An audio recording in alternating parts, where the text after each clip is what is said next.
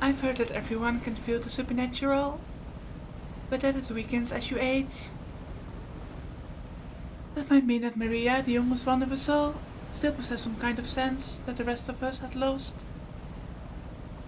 I wonder if that sense is sending her a warning. At that moment, Kumasawa-san quietly opened her mouth. なんでも六軒島はその昔。熊沢さん、その話はなしにしようぜ。Just as Kumasawa-san was about to tell some kind of story, Jessica sharply interrupted her. Jessica's tone was extremely firm for her. Maybe Jessica's the type who believes in ghost stories and is afraid of them? I wonder. I wanted to push her further, just out of simple curiosity.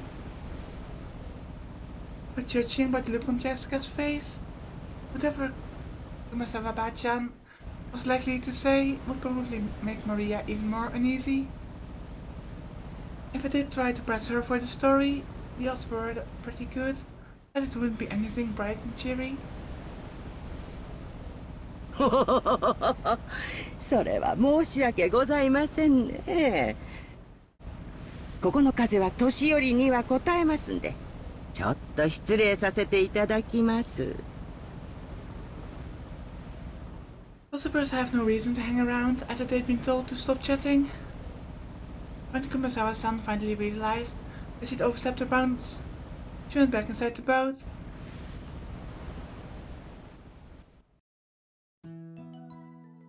After she left, Uncle Hideyoshi showed up in her place.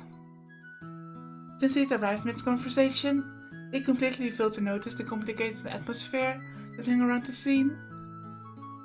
So he refreshingly and unwittingly swept that atmosphere aside. So, in the end, it was his lack of tact that brightened the mood. もう到着だそうやないか。おう、もうちょいやの。今日はのんびりスピードだから時間がかかってもうたわ。誰のせいやねん。Gee, I wonder. うわ、秀吉おじさんもう勘弁してくださいよ。もっと言ってやってください。たく、バトラのせいで時間かかりすぎだぜ。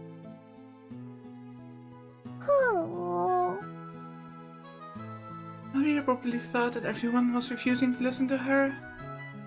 She hung her head wearing a fretful expression. As she did, George Aniki crouched down to meet her eyes and spoke to her kindly. マリアちゃん、何も怖くないよ。だって僕たちが一緒だもの。一緒だと何も怖くないんだよ。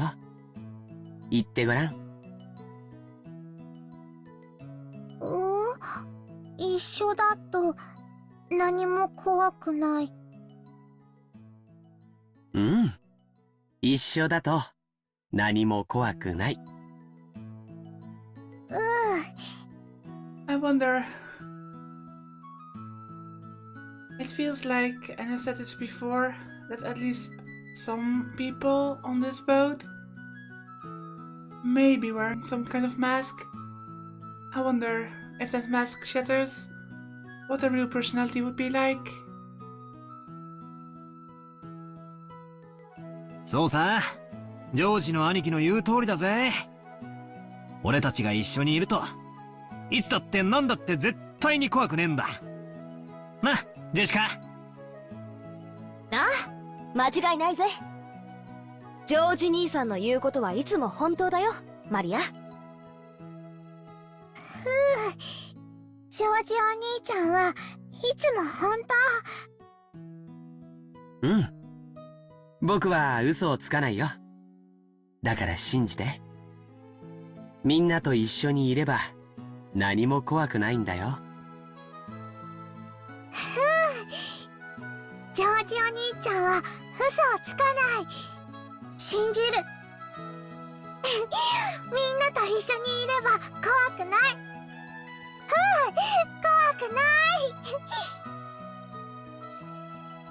Maria jumped into Judge Aniki's arms and hugged him tightly.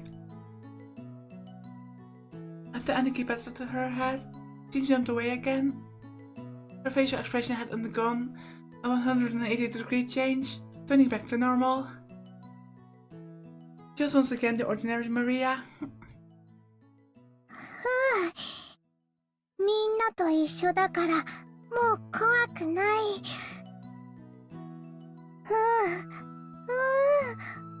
ああ、そうだぜ。もう平気みたいだな。マリアは強いな。偉いぜ。マリア偉い。なんや、どうしたんや。マリアちゃん、船酔いだったんか？ん？まあそんなとこです。もうじき着きますね。The harbor was already drawing near.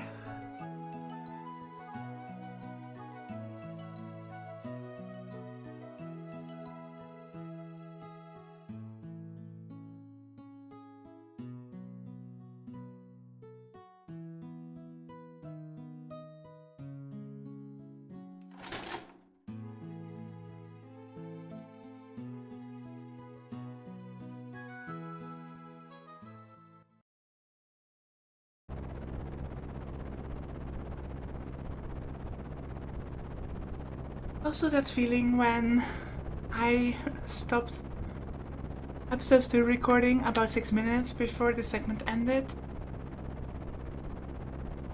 The boat gave a big shudder. Things were docked at the harbor. The boat driver came out and jumped to the pier with the mooring rope. A large man in a tuxedo was waiting there for us with a warm smile. I didn't recognize his face. But judging by his clothes, I guessed he was a servant of the Uchiromiya head household.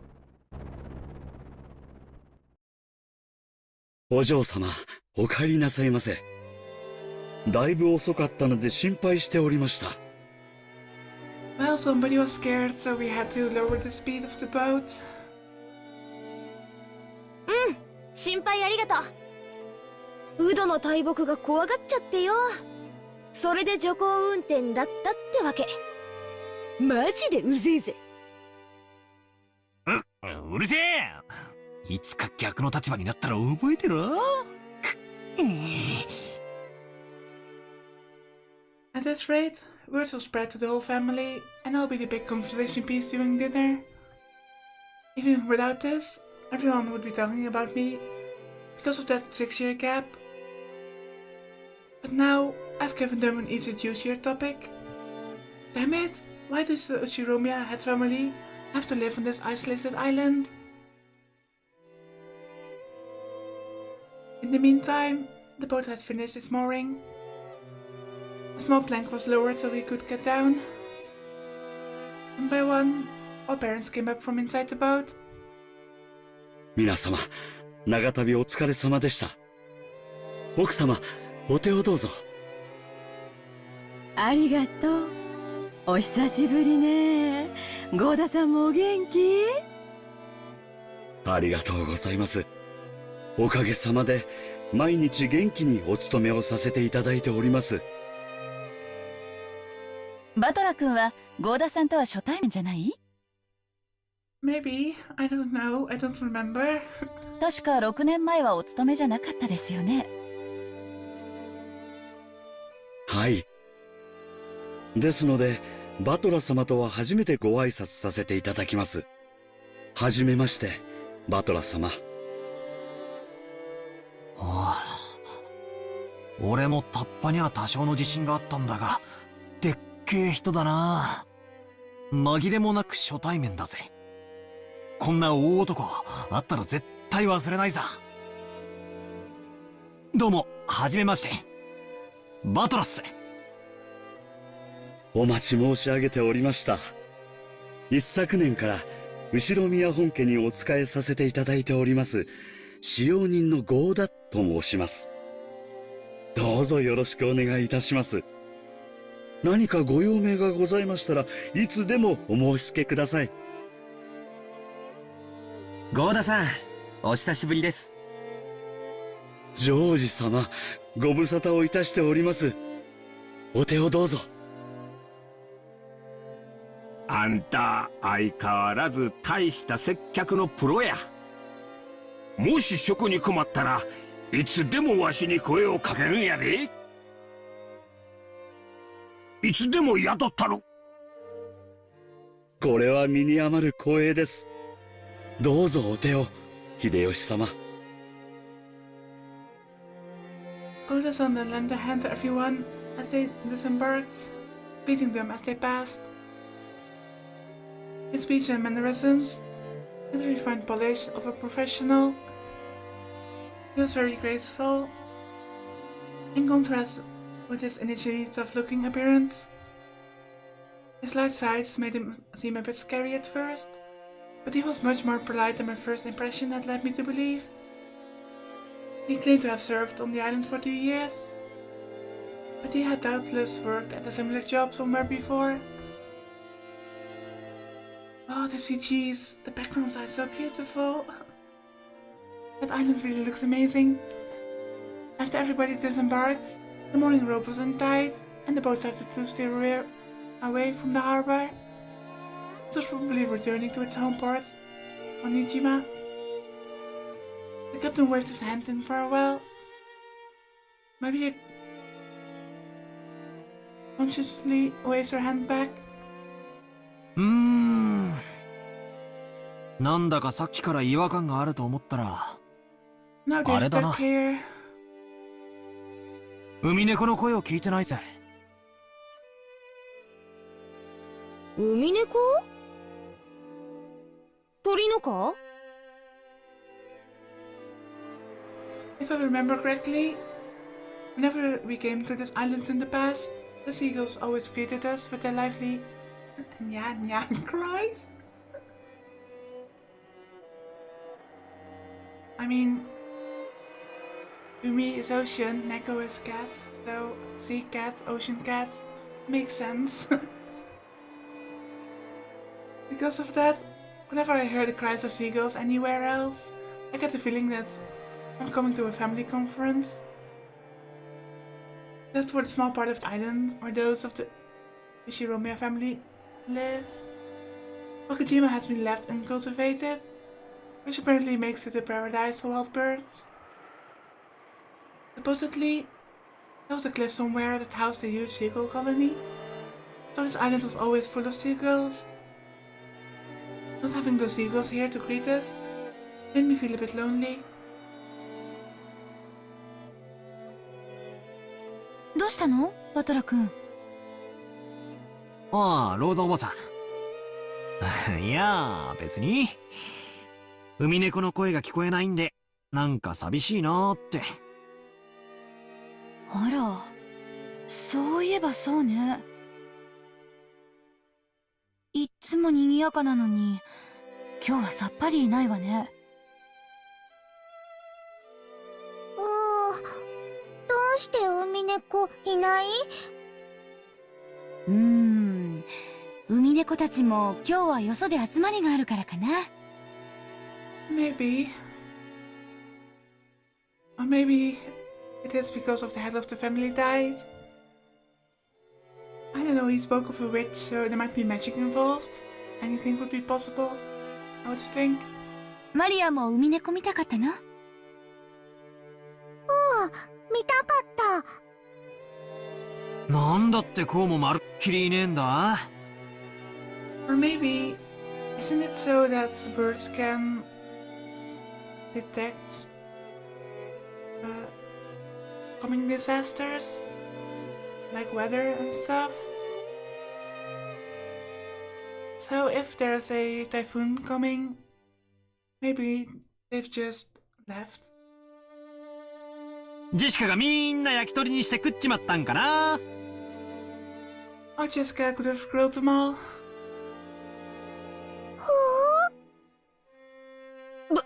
物騒なこと言うんじゃねえ。マリアが勘違いするだろ。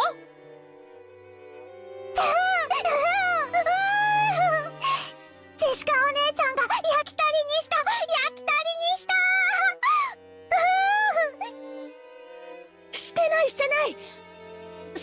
私がするわけねえだろ。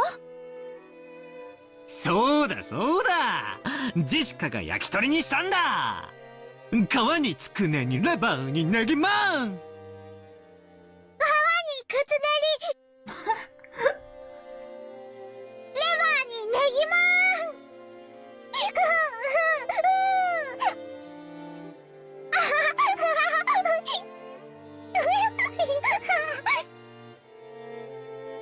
As we made fun of Jessica, Maria tagged along, looking like she was having fun. I never guessed she was such a good sport. Alrighty then, from today on, I'll make you my #1 follower. As I smiled at her, she beamed, looking overjoyed, possibly because she was happy about this little connection we'd made with each other. 違うよ、マリアちゃん。野鳥って天気や気圧の変化に敏感なんだそうだよ。今夜あたり天気が崩れそうだしね。Oh, so I was right about that typhoon. 末早めに引き上げてるのかもしれないね。ほう、焼き鳥じゃない？ジェシカお姉ちゃんが焼き鳥にしたんじゃない？違う違う。私はそんなことしないって。ほら、バトラも嘘だったって認めろよ。Or not. バトラ君、マリアちゃんは素直な子だから、そういう冗談でも真に受けちゃうんだよ。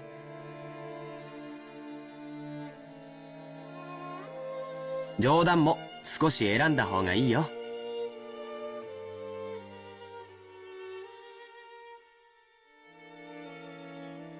Just Aniki gently scolded me. Even though I outstripped Aniki in height. Aniki was Aniki, of course. Together, there was no choice but to obediently apologize. I wanted to say, they're ganging up on me together. Peer pressure, huh? おう、ありあり。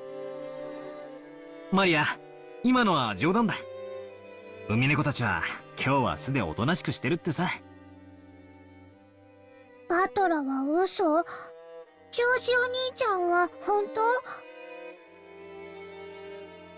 Had she actually been tricked despite all the fun she was having?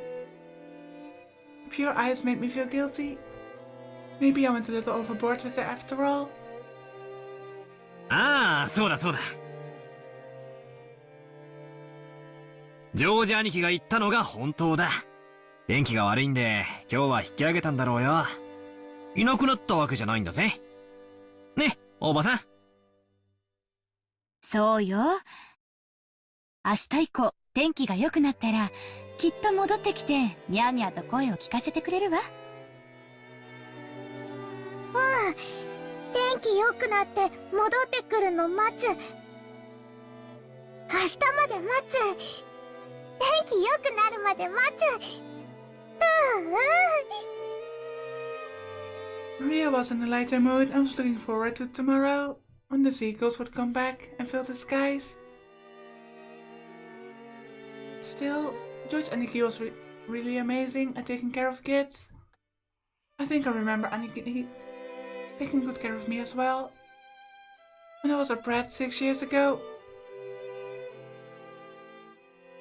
Aniki, that's probably your gift. ジョージ君は小さい子の面倒を見るのがうまいわね。保育士さんでも務められるんじゃない？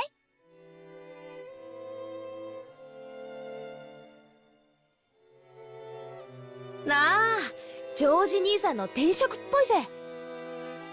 私的には社長室でビジネスってよりそっちの方が兄さんのイメージだぜ。まさか。保育士さんは立派なお仕事だよ。単なる子供好き程度に務まる仕事じゃないね。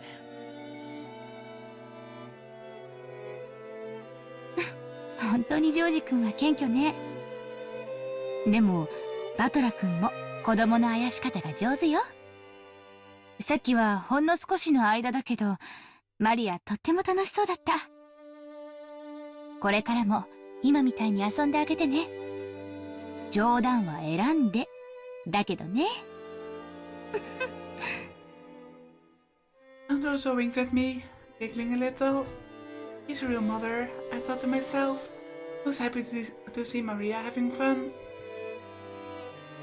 おいローザ、それにガキどもも何やってんだ。行くぞ。はいはい、今行きます。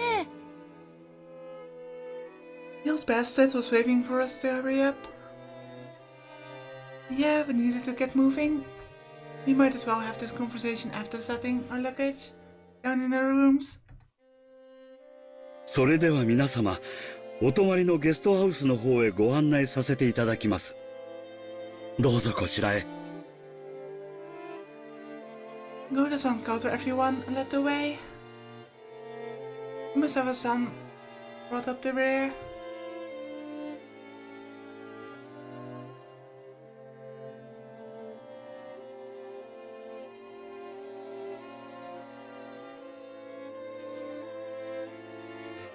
A serpentine twisting path led through the dim forest. It turned a bit uphill.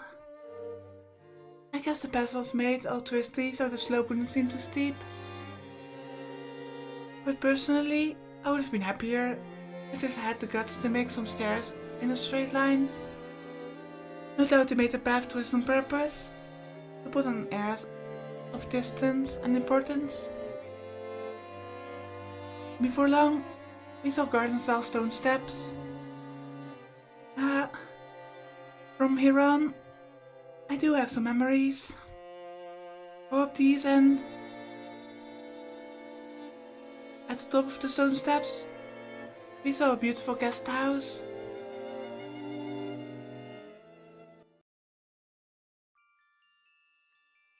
Oh, look at that.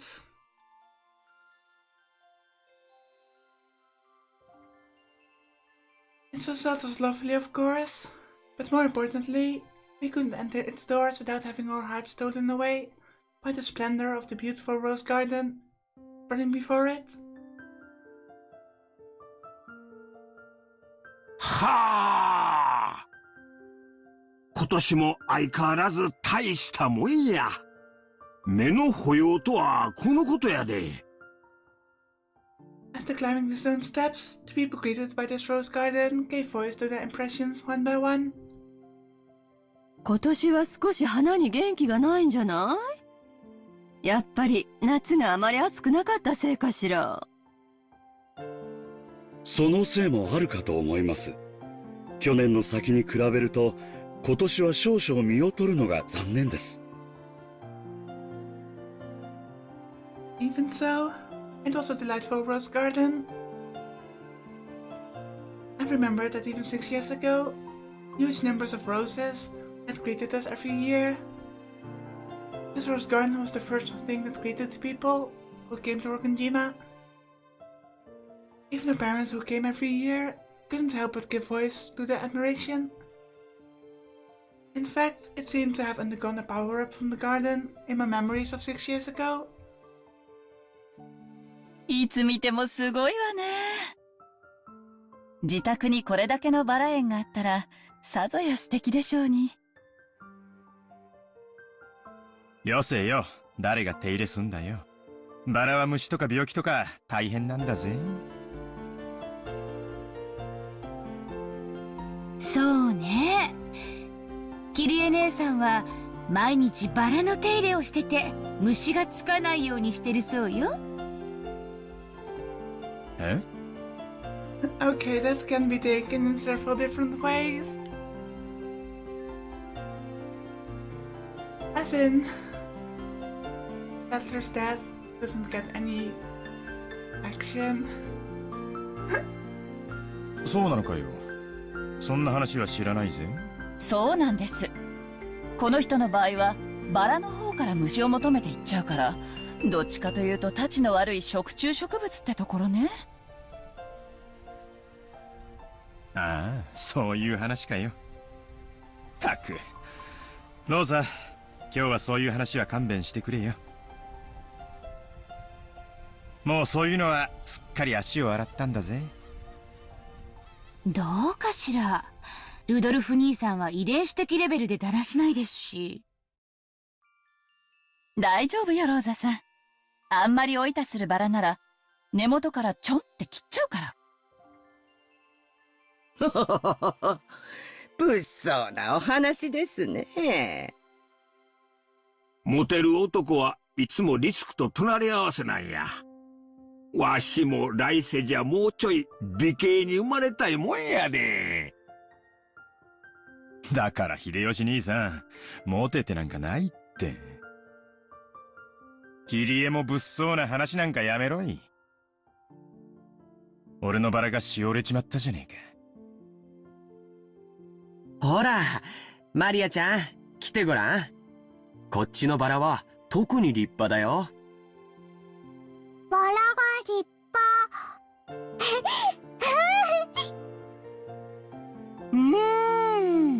かぐわしい匂いだぜ。俺のエレガントさにぴったりだな。おい、よせよ。マリアが真似してトゲで怪我するだろ。She yelled at me as I leaned in to smell the roses scent, with an exaggerated gesture. I thought she was overreacting, but when I turned around, I saw Maria imitating my every gesture, and she was Aniki smiling broadly at us. ほら、マリアちゃん、気をつけて。バラのトゲは痛いよ。ほー、少女お兄ちゃん、このバラだけ変。変？どうしたんだよ。Marie pointed at a single rose. I immediately understood why she found it odd. In the midst of all these magnificent roses, one single rose was just starting to wilt. There wasn't any particular reason. Some roses flourish, and others wilt. That's all there is to it. But Maria seemed very concerned about the only unhealthy one in the group.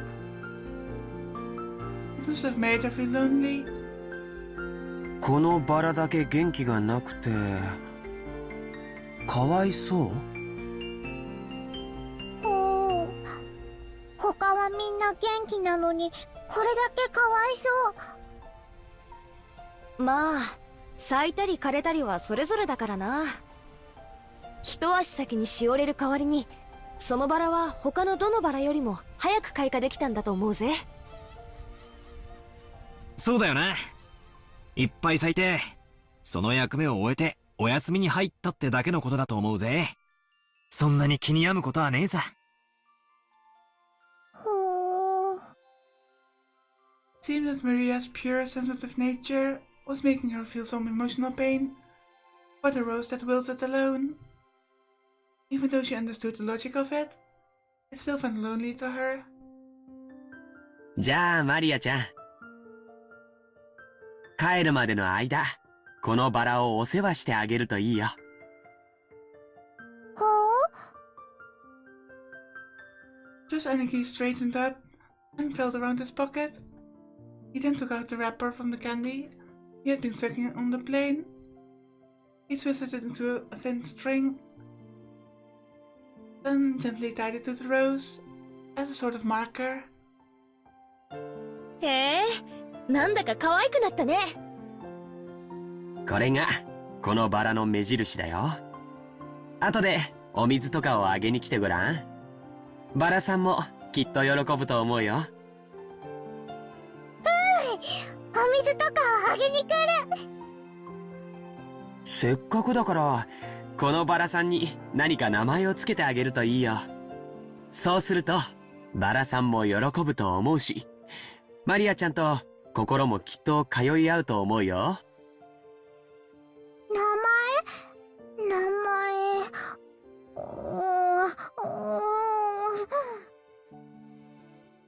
Though she still wore her usual sullen face, Maria crossed her arms and began to consider it intently. At the very least, she appears to have been completely pulled out of her slump. Nice going, Aniki. ジョージ兄さんって昔っから包容力があるよな。尊敬するぜ。だな。人徳ってやつだろ。I'm kinda on guard. I would say uncomfortable, but on guard. About how often they say how perfect and how good George Aniki is. That makes me just think that something is going to happen to him. Or maybe he's going to undergo some personality shift. 後で爪の赤をもらってきてやるから一緒に飲もうぜ。この庭園はお前が子供の頃にもこんなに立派だったんか？私が出てってからよ、こんなに立派になったのは。前の庭園の方が素朴で愛着があったんだけどね。兄さんがちょっと悪趣味にいじりすぎたのよ。前の方がずっと良かったんだから。エヴァ、ポジティブシンキングやで。昔は置いといて、今のこの美しさをめでなあかん。その方が心が安らかになるで。別にそんな意味じゃん。ただ私は昔の方が素敵だった庭園をあなたにも見てほしかったなってだけよ。それでは皆様、よろしいで、そろそろお部屋の方にご案内いたします。Orderson called to everyone to ask if we were ready. But our hearts had been completely stolen away by the rose garden that none of us had seen for a year. So we didn't pay much attention to him, since we weren't a travel group. It wasn't like we had a strict schedule to follow. Besides, since our parents were visiting their old home, full of nostalgia, it wasn't like they had to let themselves be urged on by anyone or anything. Understanding the situation, Wilted continued to wait, smiling widely, until our parents got tired of the roses, and told him to guide us to our rooms.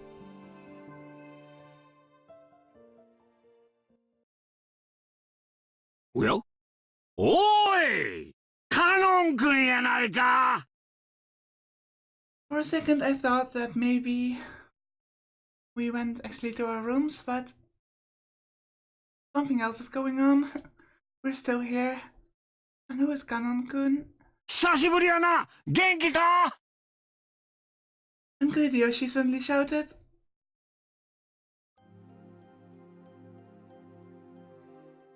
In the direction he was waving was a slender boy. He doesn't look like a boy, to be honest. Meeting him right after a huge man like Goda probably emphasized his small stature.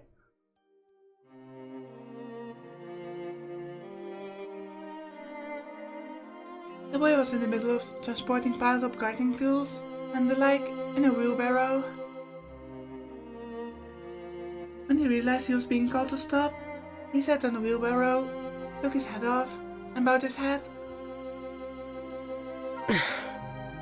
こんにちは。 I figured he was probably younger than me. And I realized by the general atmosphere surrounding him that he was not a servant. He greeted us in response to Uncle Hideyoshi's call, but he seemed like he might be pretty unsociable most of the time. It was a greeting that lacked feeling. When Goda-san noticed that our interest had shifted towards him, he went to the boy's side and introduced him to us. バトラ様、ご紹介いたします。後宮本家にお仕えしております使用人の一人です。カノンさん、お客様にご挨拶を。はじめまして。使用人のカノンです。Yep. My first impression wasn't wrong. But seriously, the first thing I noticed was his waist. How is that so slender? His It's not like like I'm jealous or anything. I just noticed it. You seem to be unsociable, or at least not so good at talking. Compared to Goda-san, who was extraordinarily polished as a servant, you couldn't help but feel inexperienced, typical of his age. And Goda-san urged him in a whisper, give a bit more of an introduction. The boy named Kanon only cast his eyes downwards. カノンさん、もう少し何か挨拶することはできませんか？いえ、僕たちは家具ですから。He didn't seem to be refusing to greet us out of spite. Rather, he seemed to have fallen silent because they didn't know what else to say to us in greeting.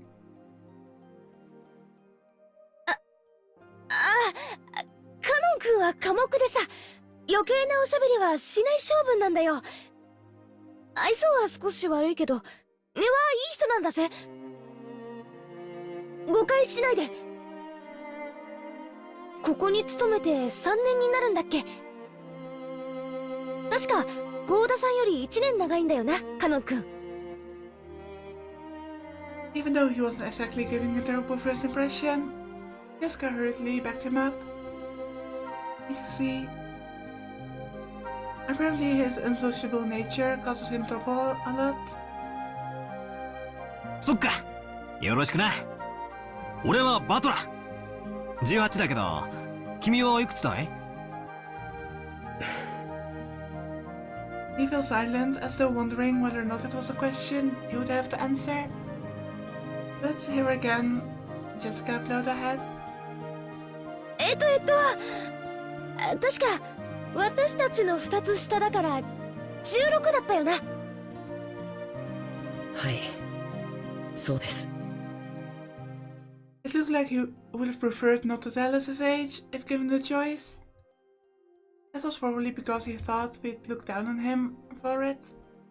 I remember that when I was around his age, I hated being asked how old I was by adults. I see. 16, huh? That's gotta be a delicate time. Which means I probably asked something I shouldn't have. 近いとして嬉しいぜ。気さくにバトラって呼んでくれよな。俺も君のことはカノンって呼ぶぜ。ありがとうございます。お気持ちだけで結構です、バトラ様。Jessica looked panicky for some reason. She seemed to think my impression of Kanon was getting worse because of his refusal.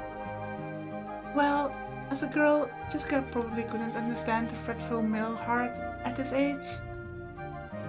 As his elder, even by just 2 years, I took it upon myself to be understanding of that. カノンさん、もう少し愛想よくはできませんか？笑顔も使用人の義務ですよ。申し訳ありません。努力します。ゴーダさん、カノン君もいろいろ頑張ってるんですよ。ねえ。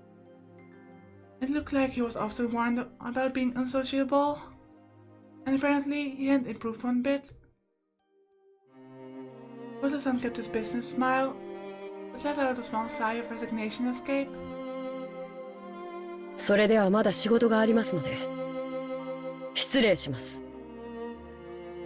It looked like Kanon himself was uncomfortable with remaining silent here any longer. After another perfunctory bow, he turned around and started pushing the wheelbarrow again. Just then, the wheelbarrow suddenly wobbled and fell, scattering the load. I guess the wheelbarrow's single wheel got caught on the pebble and lost its balance. 何をしてるんですか？早く片付けて。Goda-san urged him to hurry in a quiet voice, as though hinting that it was shameful for a servant to appear clumsy in front of guests.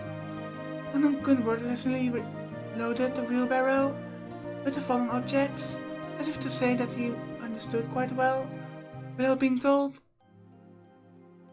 He seemed to be fine with the light-looking grinding tools, shovels and such, but he looked like he was having trouble getting his arms around and lifting up some sacks of fertilizer. I mean, fertilizer, I don't know how big those bags are, but it can be extremely heavy. 大丈夫かよ、そそっかしいな。ほら。お嬢様、お召し物が汚れます。ここはお任せください。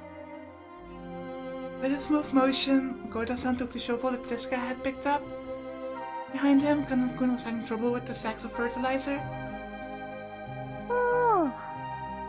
お召し物が汚れる？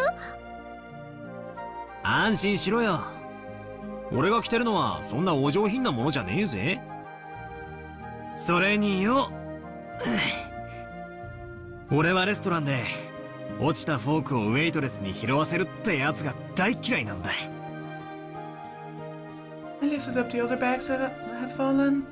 Of course, they weren't light, but for me, it was a piece of cake. Kanon-kun looked at me, surprised. It was the face of someone who never would have expected to receive help from a guest. バトラー様、結構です。僕が全てやりますので。気にすんな。こう見えても鍛え方が違うぜ。へへ。Since Kanon-kun looked like he hadn't gone to his growth spurt, he was stuck with a sort of weak body. This kind of weight might have been too much for him. 結構重いね。カノン君が苦労するのも無理はないよ。カノン君、気にしないで。これぞ俺の見せ場さ。これでさっきの船の分はチャラだよな。この程度のことじゃさっきの大騒ぎが帳消しになるもんかよ。カノン君にも後で教えてやるよ。バトラったら面白いんだぜ。落ちる！ Yep, they're never going to let you live it down.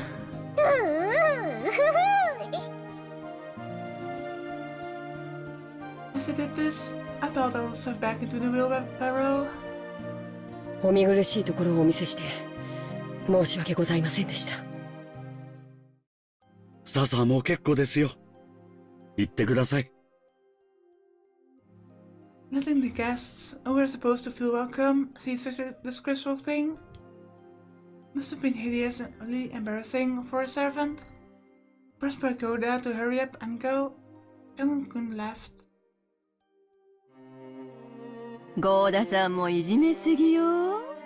意地悪言わないで、あなたも手伝えばよかったんじゃない？これは至りませんで、誠に申し訳ございませんでした。Without even a twitch in his smile, Goda-san apologized elegantly. カノン君もええところはぎょうさんあるんやで。ただ若いんかの。いろいろと損をしとる。もったいないわ。気難しい年頃さ。そっとしといてやれよ。使用人は寡黙なくらいがちょうどいいさ。な、熊沢さん。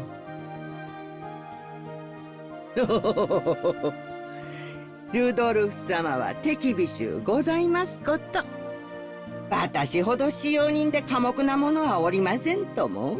へへ。 Everyone smiled wryly at that obvious lie.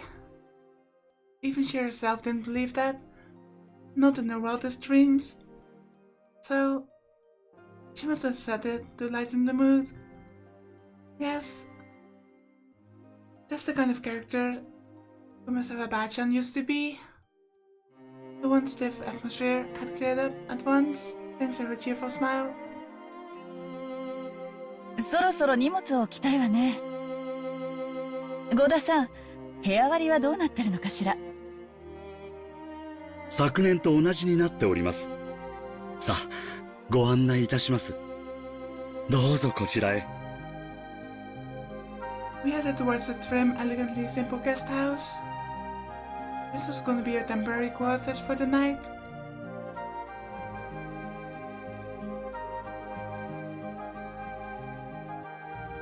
Someone watched over a hedge as the guests all entered the guest house.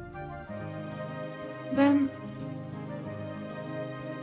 he let his eyes fall on those heavy sacks of fertilizer piled up in the wheelbarrow. In his mind, he kept going over his previous mistake. Butler, big and strong, had picked up the sacks in front of him. The sacks Cannon couldn't lift himself, as if to have feathers. It would be extremely difficult for an outside observer to guess what emotions that favor had stirred up in Cannon. But as far as you could tell by watching him hang his head, there was something that he just couldn't let go of. Not the words escaped his lips, but those words he murmured were so soft that he didn't reach even his own ears. Cannon hung his head, slightly biting his lower lip.